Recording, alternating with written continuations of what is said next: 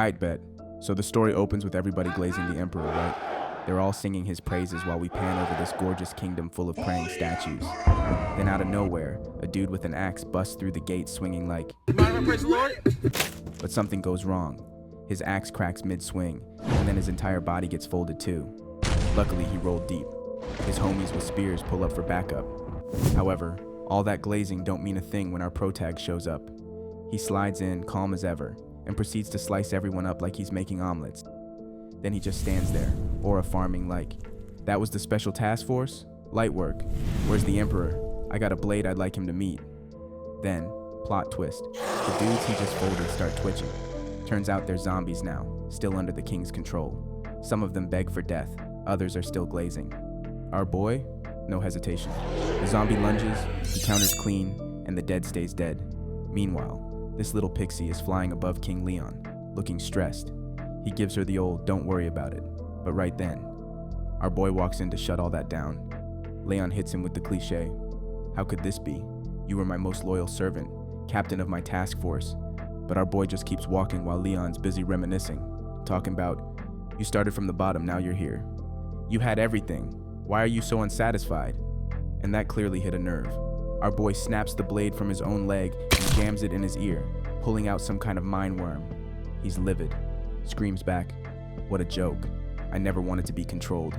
You stole my hopes, my dreams, my memories, and my hoes.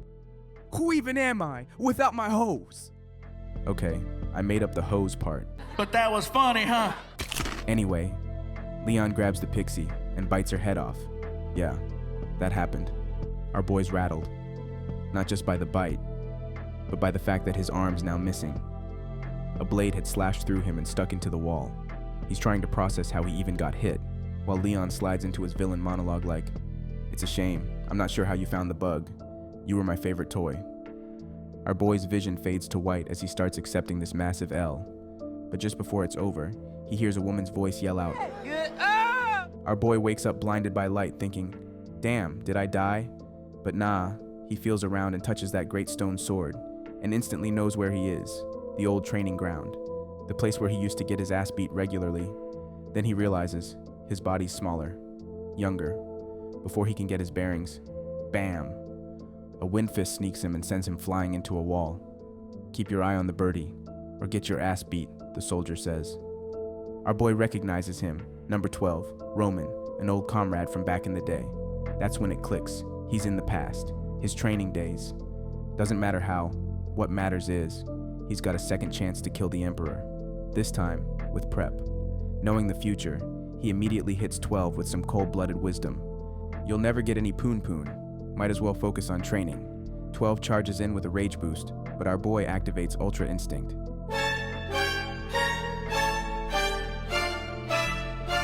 He calmly advises him, "You should probably get closer before swinging," then floors him with a Bruce Lee level 1-inch punch.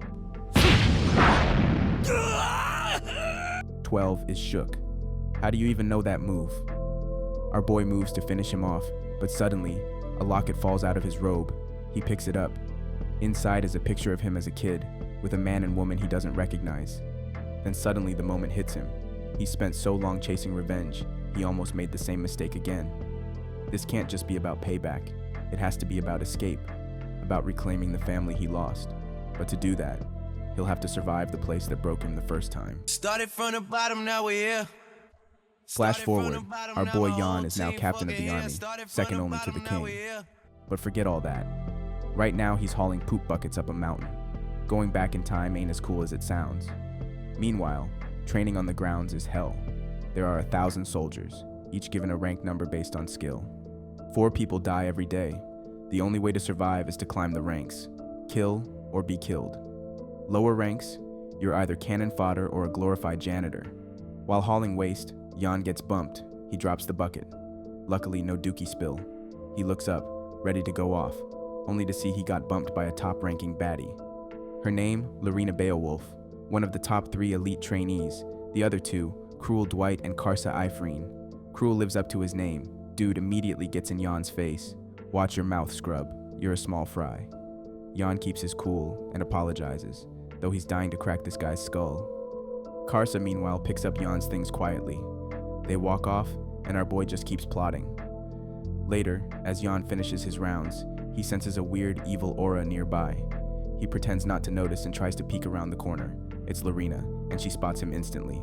Rank 974, state your business. One wrong answer, and he's dead before dinner.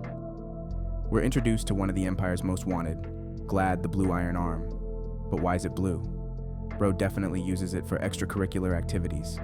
Glad had his first kill at 11, pillaged 23 villages, 17 guilds. Dude was feared across the land. That is, until Lorena Beowulf took his arm off. That same day, she ascended to the top of the Empire.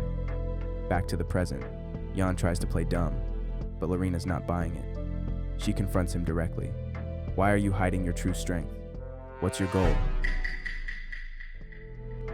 Jan feigns confusion, denies everything. She offers a handshake, and then bam, hits him with her own 1-inch punch. Jan's like, what the hell was that for? She backs off a bit, apologizes, and even helps him carry supplies. Along the way, she reveals her goal, to become a noble lady and protect her people, including the slaves. She believes in equality among all ranks. Jan listens, but stays skeptical. As they part ways, she gives him one last look. You followed my strike perfectly. That better have been another coincidence. She walks away, but calls him by his real name, not his rank. Jan briefly thinks about clapping her right then and there, but decides it's not worth it. Messing with the Beowulf family is a death sentence.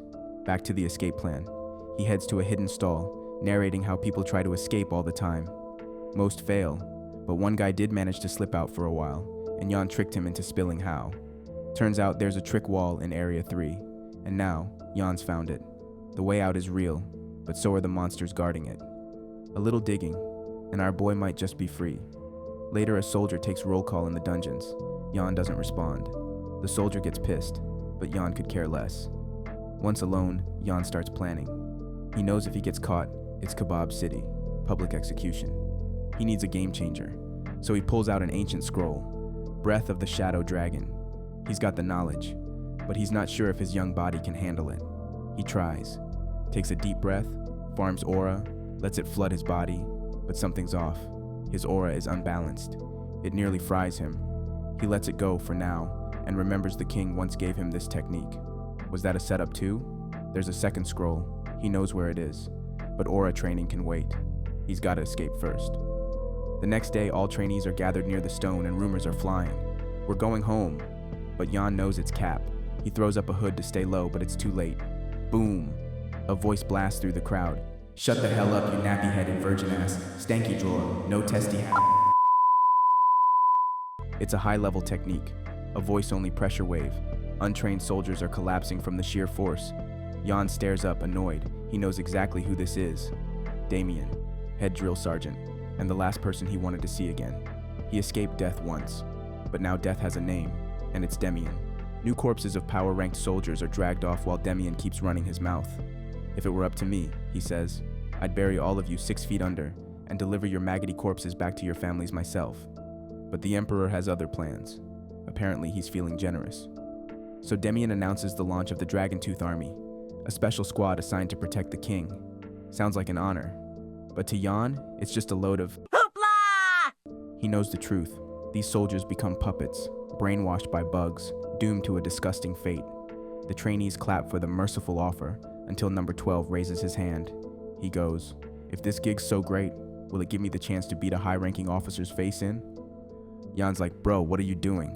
And then 12 drops to the ground with a hole in his chest. All bark, no bite, low-tier vermin. But 12 gets up, bleeding, shaking, but standing. He tells Demian about the pain, the humiliation, the years of eating dirt, then says he can take the Dragontooth offer and shove it where the sun don't shine. Jan clocks that and Demian chuckles. Persistent, like a roach, he says, then goes in to finish the job. But out of nowhere, a crystal mole jumps in the way. It tanks the hit, saving 12. Jan secretly tossed it. He found the mole earlier while scouting the escape path. He's annoyed he had to waste it, but hey, it worked. Demian pauses and eyes the scene. He doesn't say anything but calls off the session. Jan breathes a quiet sigh of relief, but not for long.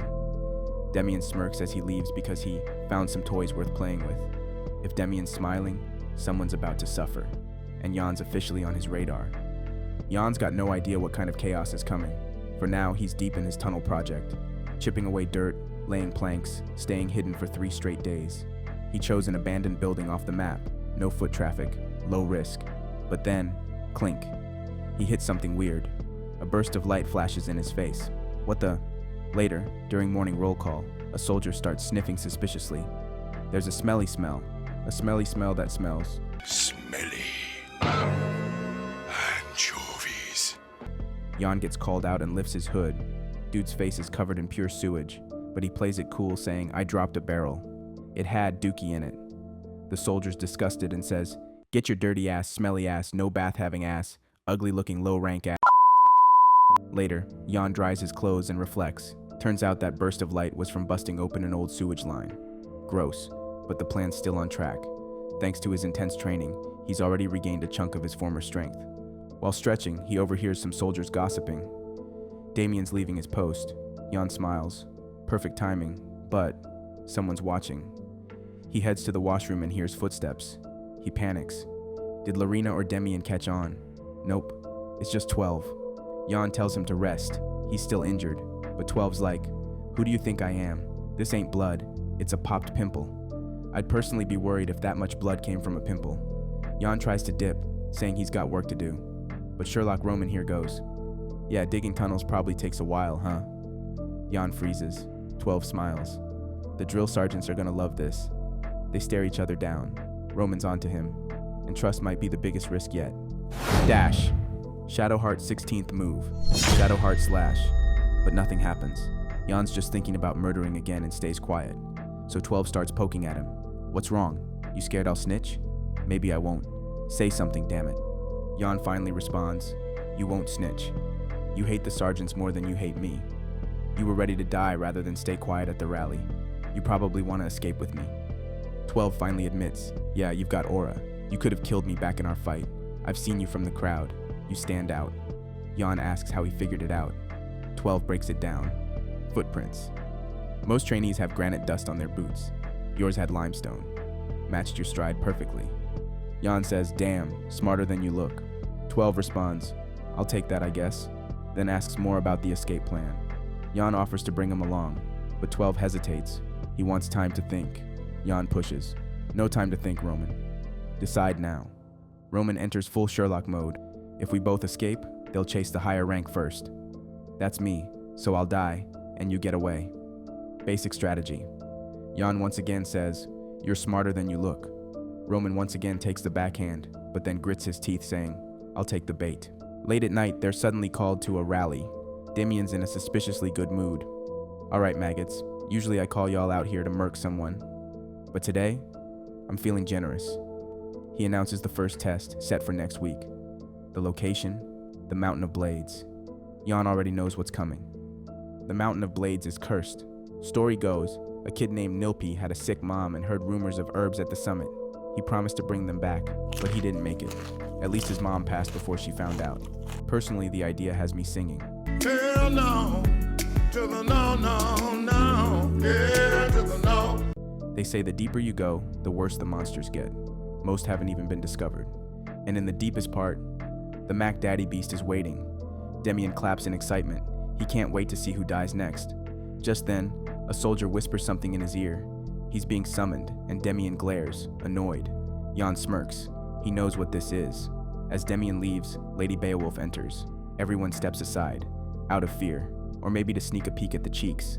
Jan lowers his hood, trying to blend in. But as she passes, she glares at him. Gotcha, bitch! "I look forward to it, Jan." He sighs. "She's still on to me. But it doesn't matter. Tomorrow's escape day." Roman shows up. Jan asks, "You get what I asked for?" Roman nods. Jan points to the massive sword. "Look up. That's the last time you'll see it." He reflects on why Damien was called away. The Emperor summoned him. Damien hates going, but hey, he's the Emperor's little bottom boy. With Damien gone, escape just got a whole lot easier. Later that night, the usual guard calls roll, but when he gets to Jan, there's no response. Annoyed, he repeats himself. He doesn't get to say it a third time. Jan, Roman, and 2 others, Jake and Todd, put the escape plan into motion. A new guard is due on shift soon, so Jan tells the rookies to hide the body. As they move through the corridor, Jan asks Roman, "You sure we can trust them?" Roman nods. Then Roman smirks. "Wait, you're not just using them as decoys, right?" Jan says, "Bruh, if I needed decoys, I'd just use you." Jake and Todd, aka the Deadweights, try to defend themselves, but Jan's not trying to hear it. They reach a massive door, and Jan explains why the extras were brought. The door opens using 2 pressure plates inside. Once it's open, a switch outside has to be hit to keep it from closing. Roman and Deadweight number 1 step on the plates. Jan and Deadweight number 2 go through to hit the switch. Roman waits and waits. Then the door slams shut. Roman, "I knew it. Should have gone in first. Never trust this guy." But then, Jan's voice from the other side. "Y'all couldn't wait just a little bit? Chill out. I'm not abandoning nobody." They regroup on the other side, and Roman sees a trail of blood. "Yo, where's Deadweight number 1? Jan says, "He's fine, just the sleeping pills didn't work." They pass the corpse of a great wolf. Jan explains. The plan was to knock it out, but it was still too aggressive, had to handle it manually. Roman is quietly impressed, but there's no time to gawk. They reach the washroom escape hole. Crawling through, they emerge from the dirt near a cliff. Jan takes in the open air for the first time in years. Roman's impressed. The escape was easier than expected, but Jan knows better. It took way too long. Still, the plan's not over.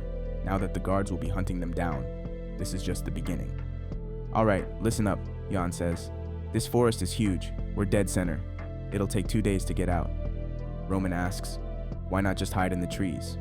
And Jan responds, "Because, dummy. This forest is crawling with monsters, and the troops are probably already on the way." He explains that soldiers usually travel in units of 20.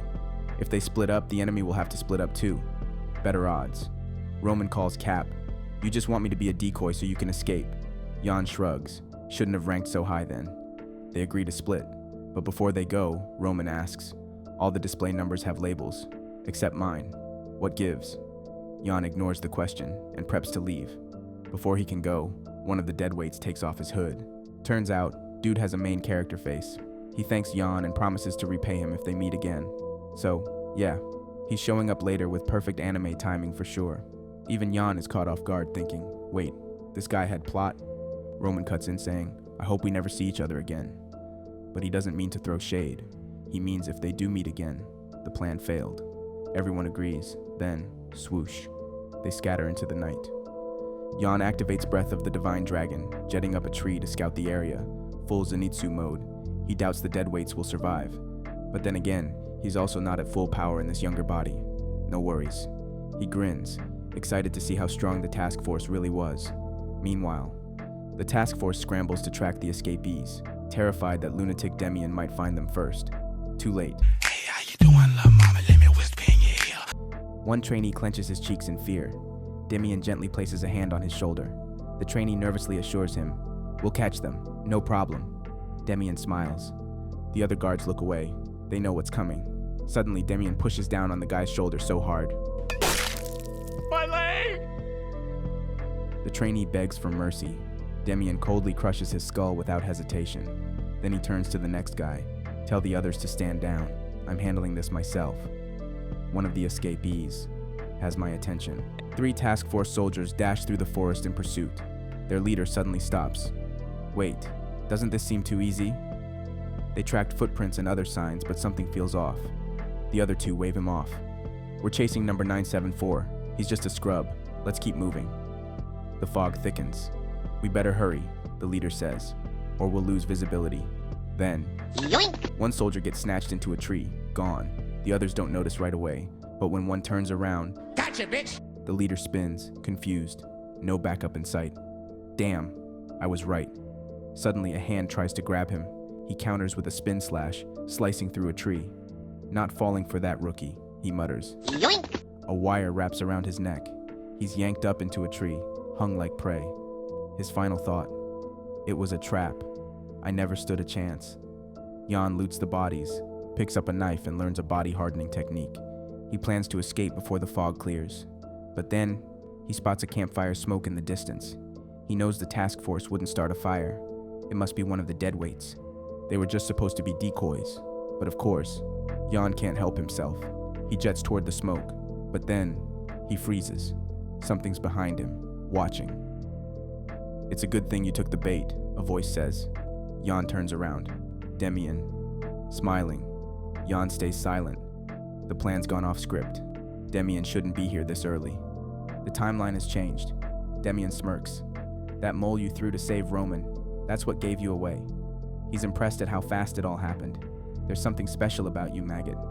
Now Jan regrets that move. Worst case scenario is here. He contemplates fighting. Demian isn't at his peak yet. There's a chance. Demian reads the look on his face. He laughs. No one's tried to kill me in years. Most just run. But you? You've got balls. Then he offers, kill me, and I'll let you go free. Jan looks shocked and Demian notices. This one's different. Definitely task force material, he mutters. Jan takes a breath and Demian welcomes it. But suddenly, Jan drops to his knees.